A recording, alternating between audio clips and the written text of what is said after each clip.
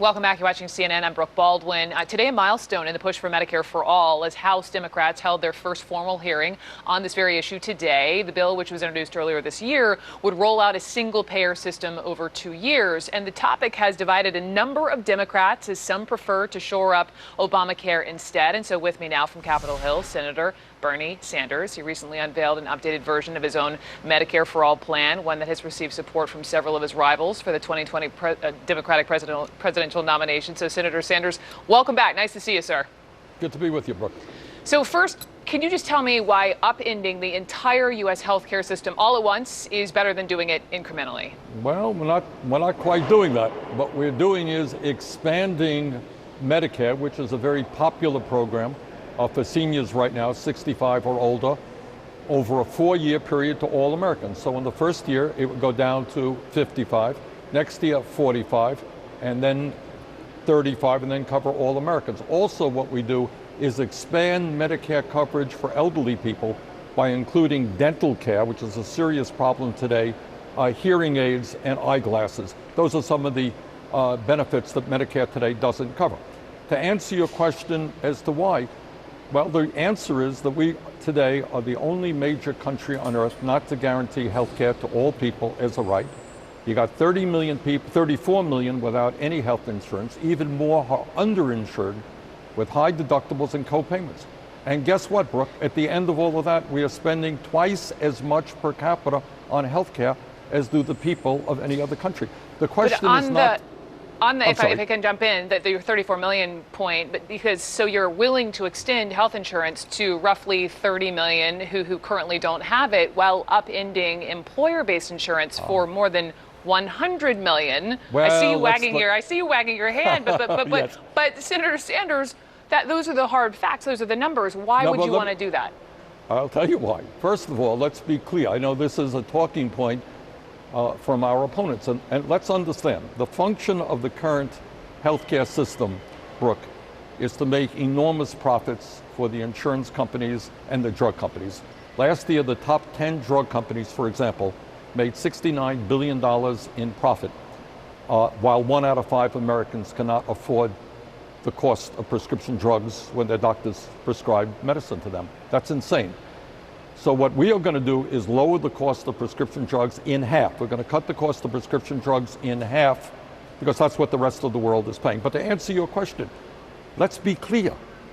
Every single year, tens of millions of Americans change their health insurance program. If you get fired tomorrow, guess what? You're going to have to find a new insurance program.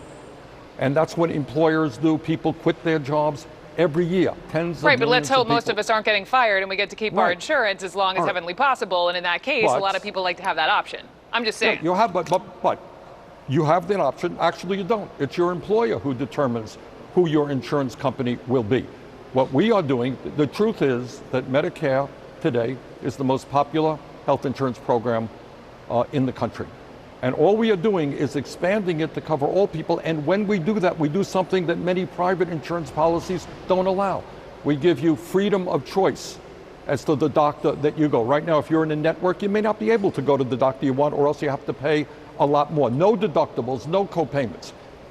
And we provide much more extensive benefits than most insurance companies. So the question that you have to ask, or the answer, or the insurance company is, we are spending twice as much per capita on healthcare as the people of any other country. But on your point, our life expectancy I hear you on that point, down. Senator. Yeah. But on the point of price, because this really does come down to how you pay for it, how you pass this politically. And on the price tag point, how can you contain healthcare costs when care will be free, which would likely lead to a spike in how many are already using it? That's not necessarily the case in other countries. What it will do, let's be fair, when we cut the cost of healthcare significantly, because right now we're not going to see, under our plan, $20 billion in profits going to 5 insurance companies, so $69 billion in profits going to 10 pharmaceutical industries, companies. When you do that and you eliminate all of the bureaucracy that currently exists, all of the administrative nightmares. I'm sure you have been to a doctor. I have been to a doctor. You got to fill out 1 million forms. We are spending a fortune just billing people in this country. The reason that other countries could do it much more cost effectively is their systems are simple. You walk in and you're covered. So the issue is, how do you pay for it? And that's a good question. Right now, you're paying for it in co-payments, in deductibles. Your employer is paying for it in a very significant amount. If you are a family of four right now who are self-employed, you're spending $28,000 a year for insurance. So what we are going to do is do away with private premiums. You're not going to have to pay premiums to a private insurance companies. We're cutting your prescription drug cost in half. Are your taxes going to go up? Yeah, they will, but not as much as your premiums are going down. The overwhelming majority of Americans will pay less for health care under a Medicare for All system than they currently pay. Okay. Senator, let me turn the page and just ask you about, I'm sure you've seen our new CNN poll out today. It shows you and former Vice President Joe Biden as the front runners in this current race. And my question to you is, will your campaign be more about the contrast that you've clearly been drawing with Biden, or will it be more focused on who can best defeat President Trump?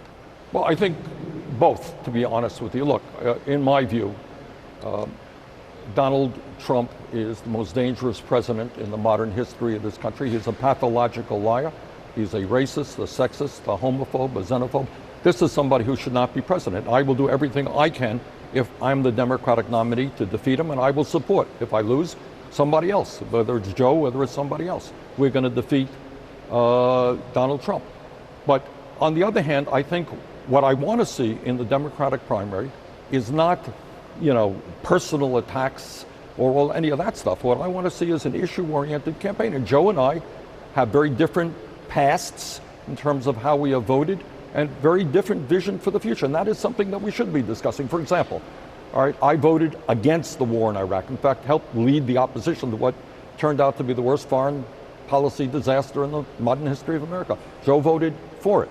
I voted against NAFTA. I voted against permanent normal trade relations with China, 2 trade agreements which cost us millions of good-paying jobs. Joe supported those agreements. I voted against the deregulation of Wall Street. Joe supported that legislation, which I think, many people agree with me, some don't, led to the Wall Street collapse of 2008.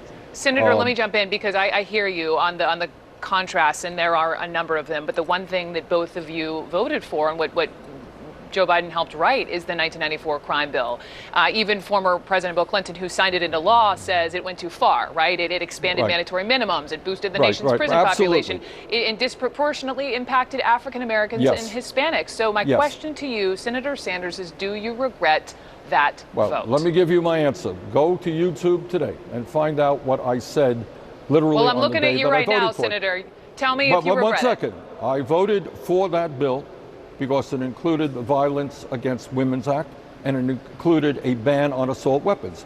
And Brooke, you would be asking me today, Senator, why did you not vote for a ban on assault weapons? Why did you vote against? I'm asking you today if you regret your vote.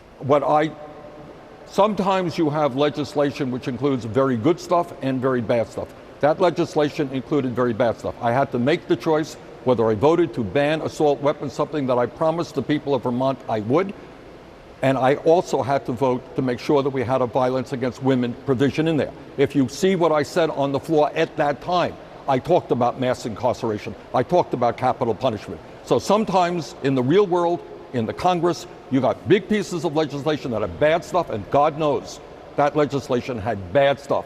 And right now, I'm one of the leaders in the fight for criminal justice reform, so we don't have more people in jail than any other major country on earth. Check my record out. Speaking of jail, speaking of incarceration, I read your opinion piece. I mean, today you wrote this opinion piece, USA Today, everyone can go read it, on why you think felons deserve the right to vote. And you point out in the middle part through the piece that over 4.5 million Americans, disproportionately people of color, have lost their right to vote because they've served time. And so, Senator, on this issue, only 28% of Democrats or Democratic leaners say that this is very important to them, that the candidate that they support take this position. And I just wanted to ask you, why is this so important to you and your campaign? Well, Brooke, I think you know how politics works. I was asked that as in a question. In fact, I didn't come up with it. It was asked the question, I gave an answer.